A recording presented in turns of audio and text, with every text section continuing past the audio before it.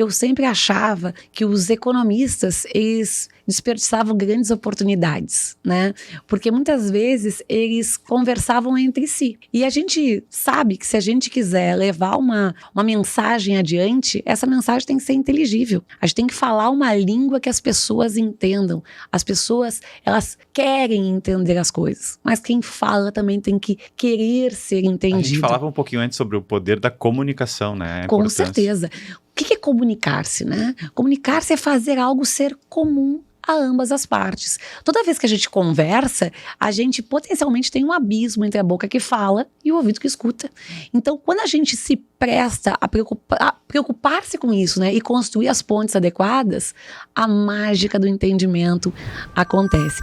E o que a gente fez lá naquela terça-feira brilhante, né, que encheu o Araújo Viana recorde de público, hein? Com 3.000, pois é, né, para falar sobre negócio. Foi bacana ver isso, né? Porque assim, tu vê o Araújo Viana lotado para um show é uma coisa, né? As pessoas vão lá se divertir, escutar uma boa música e tal, mas ver o Araújo lotado daquele jeito, mais de 3.500 pessoas para assistir conteúdo, né? Geração de valor de empreendedorismo, de como administrar, como gerir, como liderar, é diferente, né? É tão bom ver isso, né? Com certeza. E aí, quando você tem essa oportunidade, né? E todo mundo que subiu naquela noite, naquele palco, teve essa oportunidade de fazer sua mensagem chegar mais longe, e conseguir fazer isso é fantástico, né? Então, eu acho que quando a gente fala com verdade, com simplicidade e com vontade, as pessoas entendem. E eu acho que foi isso que todo o evento fez, né? A gente comunicou coisas que eram importantes e interessantes para quem empreende ou para quem quer empreender.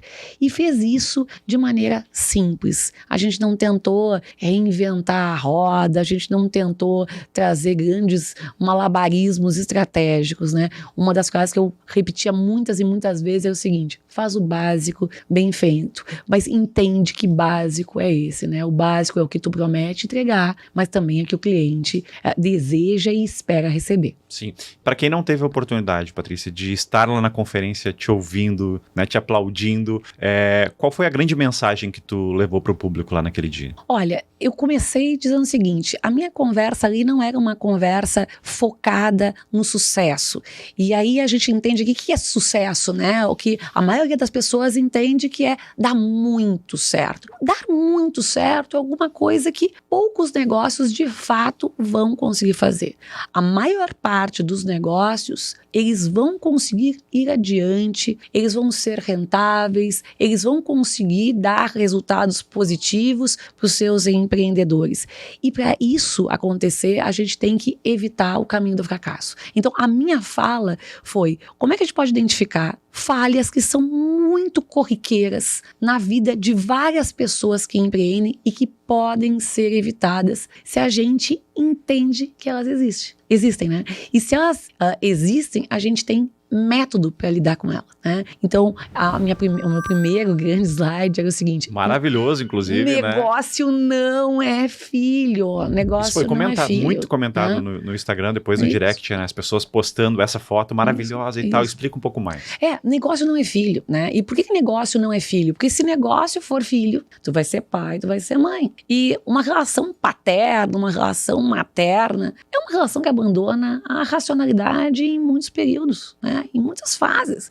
Não tem um pai ou uma mãe que consegue ouvir uma crítica de um filho sem estar na defensiva, né? Então o que acontece? A gente acaba relevando, a gente acaba passando a mão por cima, a gente acolhe, a gente acalenta e diz assim: no final tudo vai dar certo. Só que isso é um viés de otimismo exagerado que não tem razão nenhuma às vezes de existir. Existe um problema e ele tem que ser resolvido. Com certeza. Muitas vezes a gente vai longe demais. A gente vai até o limite dos nossos esforços, a gente vai até o limite dos nossos recursos. E aí a gente começa a olhar basicamente para todo o esforço que a gente aplicou ali, para toda a dedicação que teve ali, para todos os aportes financeiros que tiveram ali. E às vezes a gente continua insistindo em algo que só vai aprofundar as nossas perdas. A gente tem que se distanciar, a gente tem que olhar de uma maneira desapaixonada. Isso, tu me falava antes sobre isso, né? Sobre não estar apaixonado, porque cega, né? Com certeza, patos é o que origina a palavra paixão. Patos significa doença. né?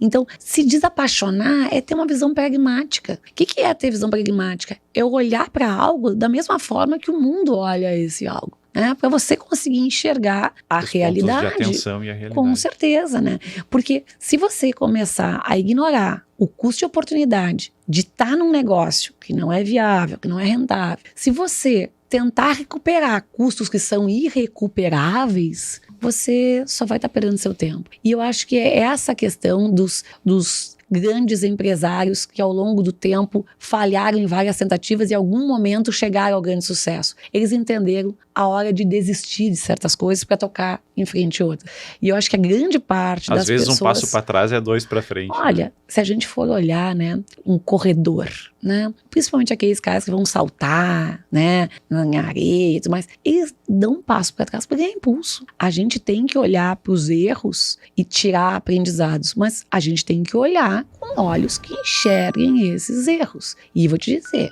na maior parte das vezes, especialmente com pequenos negócios, eles sempre acham que o erro está da porta para fora. Eu sou economista, né? Então eu gosto muito de análise de cenários. Eu sempre ouvi empreendedor que dá errado dizer, culpa foi do cenário. Mas quando deu certo, ninguém nunca disse que foi o cenário que explicou o que deu certo, né? Então a gente tem que dar uma filtrada aí, né? Sim, muita calma nessa hora.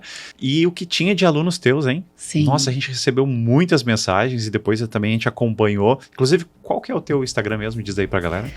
@pati.palermo e no LinkedIn, Patrícia Palermo.